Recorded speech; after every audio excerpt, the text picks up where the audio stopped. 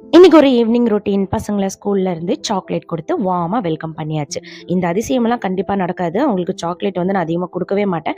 But அன்னைக்கு ஏதோ குடுக்கணும்னு தோணுச்சு. சாக்லேட் வாங்கி குடுத்து அவங்கள ஸ்கூல்ல இருந்து பிக்கப் பண்ணிட்டு, ரிட்டர்ன் வீட்டுக்கு வர வழியில பார்த்தீங்கன்னா, ஆர்என்எஸ்ல அரிசி எடுத்துட்டு வந்திருந்தேன். முதல்லலாம் ராஜபோகம் பொன்னி யூஸ் பண்ணிட்டு இருந்தேன். பட் இப்போ கொஞ்ச நாளா கிச்சடி பொன்னி யூஸ் பண்றேன். ரொம்பவே நல்லா இருக்கு. வீட்டுக்கு வந்ததுமே அவங்களுக்கு ஈவினிங் ஸ்நாக் வந்து ரெடி பண்ணணும். ஸ்கூலுக்கு போறதுனால அவங்களுக்கு அதிகமா வந்து வீக் டேஸ்ல வந்து நான்வெஜ் குடுக்க முடியாது. அதனால மார்னிங்கே ஃபிஷ் வாங்கிட்டு வந்து அவங்களுக்கு சர்ப்ரைஸா வந்து ஃபிஷ் வந்து மேரினேட் பண்ணி எடுத்து வச்சுட்டு இருந்தேன். ஃபிஷ்ஷை வந்து ஃப்ரை பண்ணுற ஆர்வத்தில் என்ன பண்ணேன், சட்டி நிறைய எண்ணெய் விட்டு டீப் ஃப்ரை பண்ணிட்டேன். இந்த எண்ணெயை காலி பண்ணுறதுக்கு ரொம்ப கஷ்டமாக இருக்கும். பட் எப்படியோ ஈஸியாக காலி பண்ணி முடிச்சிட்டேன், ஒரு நாள்லேயே 2 நாள்லேயே. இதுக்கப்புறமா பார்த்தீங்கன்னா ஈவினிங் ஸ்நாக் முடிச்சதுக்கப்புறமா மறுநாள் 2 கேக் டெலிவரி இருந்தது.